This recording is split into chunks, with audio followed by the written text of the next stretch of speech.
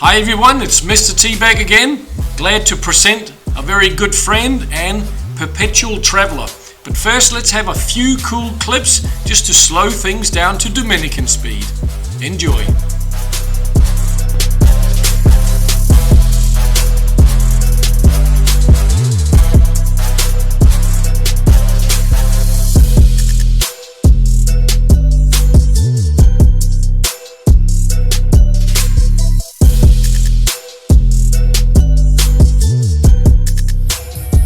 Hey everyone, I'm with Johnny, the pilot. You've seen him before.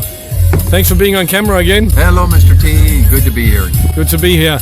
Now, this little video is about your world travels, because I think a lot of people can learn from what you do in terms of being a perpetual traveler. What brings you to places like Sosua, and you're in Uganda, Thailand? What's special about the places you go to and where you hang out for weeks or months at a time? Yeah, for me, what I'm looking for, I'm retired, and what I'm looking for is a place where there's a lot of sunshine, nice beaches, beautiful water, like in this situation I'm in here, right here, and also a low cost of living, because, you know, as a retiree, you're on a budget. So this is basically the place to be, a place like this. It's very inexpensive. Housing is very inexpensive, the apartment's inexpensive, the food's inexpensive, the sun is virtually out every day. There's no rainy season here. I avoid the rainy season because I do like the sun and the beaches. And this particular place, the proximity to the United States, where I'm from, is also nice. That's also a factor. It's close, easy to get to. And the other countries are similar. They're further away, but let's just start with Uganda?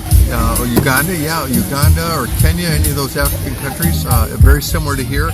The downside to that is the distance. They're so far away. The good side is those countries speak English. They were colonized by the Brits, the British, years ago, and they do speak English, and that makes it a lot easier to get around. This country speaks Spanish, and for somebody like me, that's a little bit of a dounside. I can't speak Spanish to get around, but it's not an English-speaking country. But these other ones are English-speaking countries, so you have the same thing. They're English-speaking countries, for example, in the Uganda, Tanzania, Kenya area. They speak English. English is primary language in Kenya and Uganda. That's what they speak. So it's very easy to get around. The cost of living is just similar to this. Very, very inexpensive. Traveling is very inexpensive. Food is very expensive. It's exciting to go to a place like that because it's so different than it is in the West, and it's very economical, and the weather's good. The beaches are beautiful, and that's kind of my thing. I love the nice warm weather.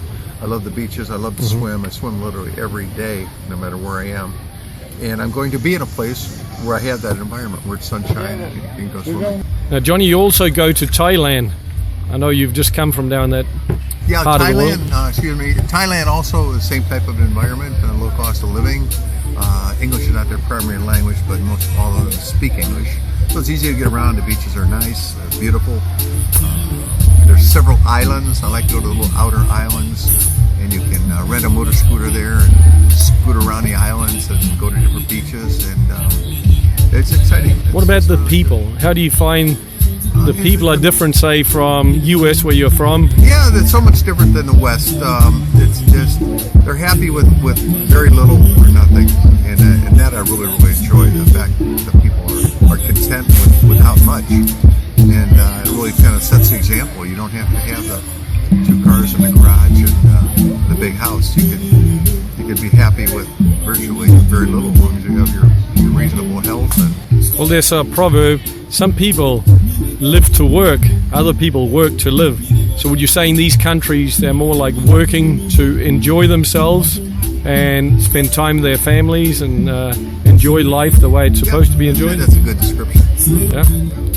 Well, I know you've got a very delicious meal that's just been placed in front of you there, so I'm going to say thanks, Johnny.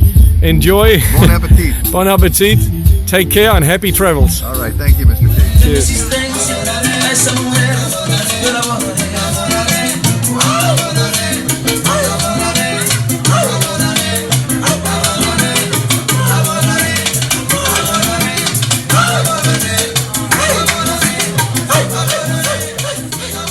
Thanks everyone for watching to this point. One final little thing.